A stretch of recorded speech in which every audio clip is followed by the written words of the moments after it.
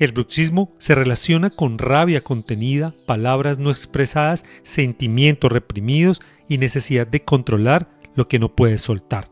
Cuando no hablas con la voz, estás hablando con los dientes. En la ingeniería emocional ayudamos a liberar lo que el cuerpo intenta desgastar a la fuerza. Escribe bruxismo en los comentarios para compartirte más información para sanar desde la emoción. Tu alma no fue creada para apretar tus dientes, fue creada para expresar a través de tu boca.